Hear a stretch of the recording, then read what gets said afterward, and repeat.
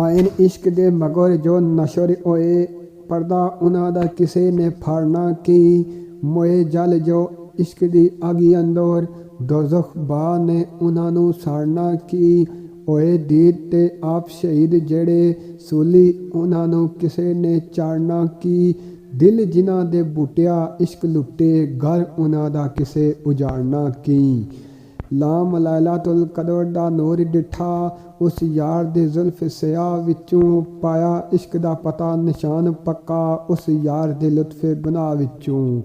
ਮਿਲਿਆ ਯਾਰ ਈਮਾਨ ਦਾ ਦਾਨ ਸਾਨੂੰ, ਉਸ ਯਾਰ ਦੀ ਖਾਸ ਦਰਗਾਹ ਵਿੱਚੋਂ। ਲੱਦਾ ਬੂਟਿਆ ਵਸਲ ਦਾ ਅਸਲ ਮੋਤੀ, ਉਸ ਯਾਰ ਦੀ ਖਾਸ ਨਿਗਾਹ ਵਿੱਚੋਂ। ਜੀਮ ਜਾਮ ਡਿੱਠਾ ਸੋਨਾ ਬੁੱਤਖਾਨੇ, ਮੱਥੇ ਤਿਲਕ ਤੇ ਬਗਲ ਕੁਰਾਨ ਦਿਸਦਾ। ਇੱਕ ਹੱਥ ਮਾਲਾ ਇੱਕ ਹੱਥ ਤਸਬੀਹ, ਨਾ ਉਹ ਹਿੰਦੂ ਤੇ ਨਾ ਮੁਸਲਮਾਨ ਦੱਸਦਾ। ਕੀਤਾ ਯਾਰ ਦਾ ਮਜ਼ਹਬ ਕਬੂਲ ਮੈਂ ਵੀ, ਉਸੇ ਵਿੱਚ ਇਸਲਾਮ ਈਮਾਨ ਦਿਸਦਾ। ਮੁਹੰਮਦ ਬੂਟਿਆ ਚਮਕਦਾ ਹਰ ਤਰਫੋਂ, ਜਲਵਾ ਯਾਰ ਦਾ ਵਿੱਚ ਜਹਾਨ ਦਿਸਦਾ। ਹਰ ਪਾਸੇ ਹੈ ਹਰ ਪਾਸੇ ਦਿਸੇ ਮਾਹੀ ਮੈਨੂੰ, ਜਿੱਧਰ ਕੰਡ ਕਰਾਂ ਗੁਨਾਹਗਾਰ ਹੋਵਾਂ। ਹਾਸਲ ਹੋਵੇ ਮਕਸੂਦ ਮੁਰਾਦ ਵਾਲੀ, ਜੇਕਰ ਯਾਰ ਸੰਗ ਦੀ ਖਿਦਮਤਗਾਰ ਹੋਵਾਂ।